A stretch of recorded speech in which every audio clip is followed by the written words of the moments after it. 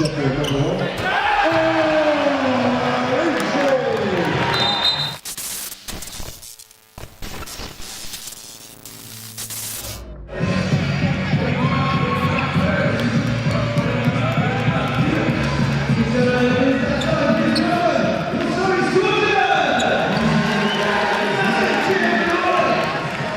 I don't need to tell you how important it is to pick up wins, guys.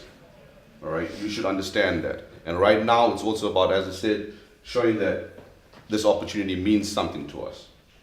All right, this opportunity to do something that we love so much means something. All right, not just going through the motions. We got to bring it. All right, and we got to bring it from the start. Zolo with the perfect turn. Zolo.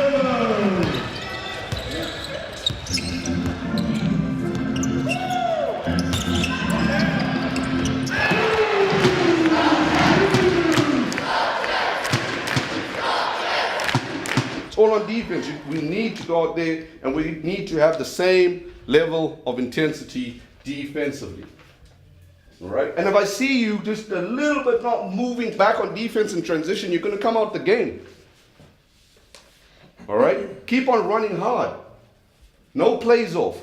Just one game, but these next 20 minutes are going to tell us a lot. They're going to tell us a lot, guys. Everything we felt sorry about ourselves for, all the bad luck we've had, all that nonsense. It's 20 minutes of basketball that you have to remain locked in.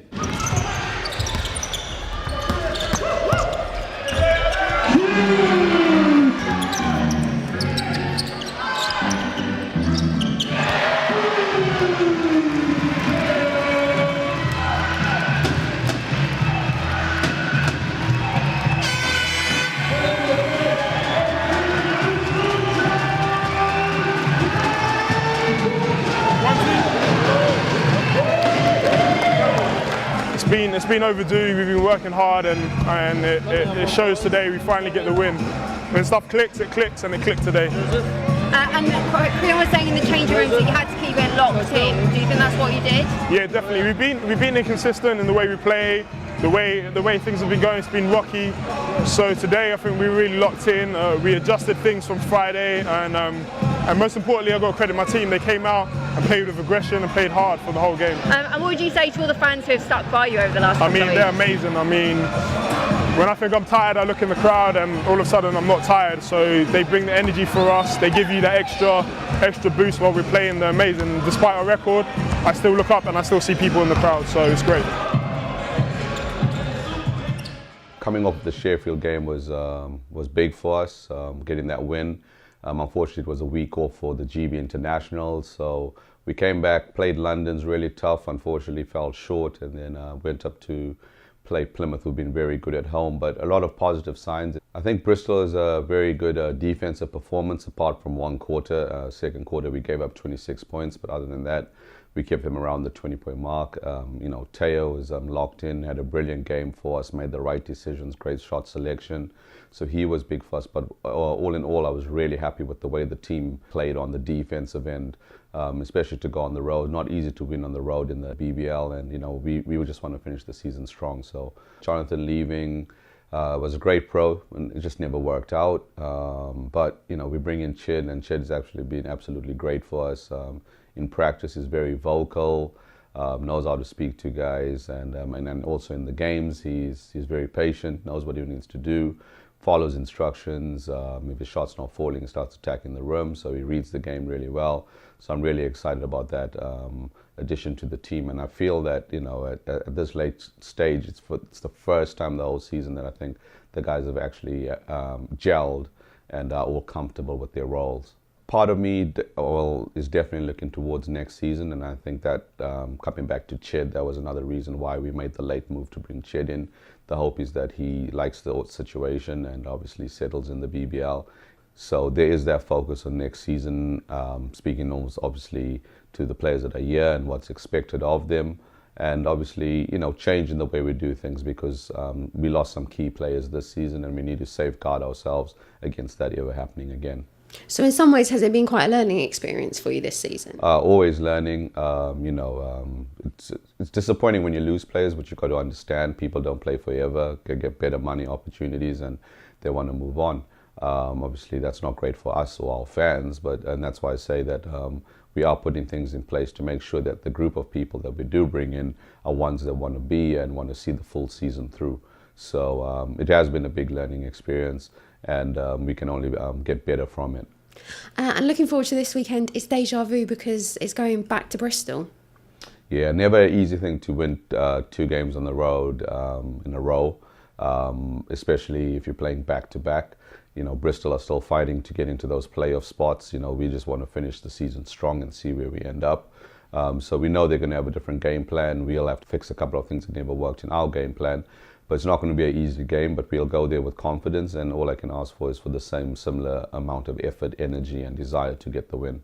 I think a lot of teams, we all have our what style of playing, so to speak, and so you don't change too much, but it is key that you improve on where we made mistakes. Like, we knew that I felt we could have rebounded a lot better in that game, and so we have focused a little bit on making sure we rebound a lot better.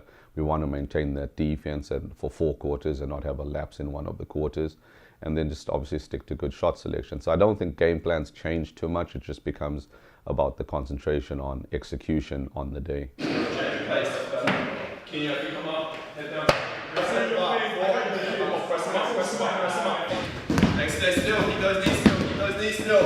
So strength and conditioning is we look at the demands of the sport combined with the individual needs of the athletes, and then from there we try and put the training together to bring about better performance and reduced injury risk.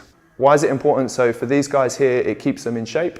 It's quite a brutal schedule throughout the course of the year. There's a lot of back-to-backs over the course of weekends. So managing their fitness and their training load during the week is a key role. One of the biggest aspects that we're or challenges we're currently facing is that we now have a full squad. So obviously the intensity of practices has gone up massively. So we're starting to find little niggles start to appear. So just dealing with individual differences or individual needs during that session is quite important, especially going into a big game this weekend. And talk me through some of the things that you did today in the session. Okay, so they pretty much had standard session today. So they will go through some form of heavier lifting, which you saw at the start of the session. They'll then work into some kind of power stuff or more explosive strength. And then the individual stuff that you saw me doing was really just tailored around their kind of injuries and niggles that they've got currently going on. My background is I played in the BBL for a year with Worthing Thunder, and then I decided to call it quits. And then since then I've been in the strength and conditioning world. I've previously been with England Rugby and currently with Great British Sailing now, and working with the Scorchers 3 days a week when I'm not down in Weymouth. What's it like working with professional basketball players? It's a good challenge, much like any professional athlete. It's trying to give them the education that they need outside of training to try and keep themselves in tip-top form, and also it's kind of making sure, on the court they're ready to do everything that they need to do and everything that Creon needs from them. Sometimes the restrictions of, some of the things that Creon's looking for, it's not always a skill restriction. Sometimes it might be a physical limitation, and that's where the responsibility shifts more towards me. So obviously with Ryan coming in over Christmas, that was a key example. He had a couple of injuries from previous in the summer, so we kind of put a lot of effort into getting him in shape. Obviously he contributed massively while he was here, and then off to Bahrain where he is currently.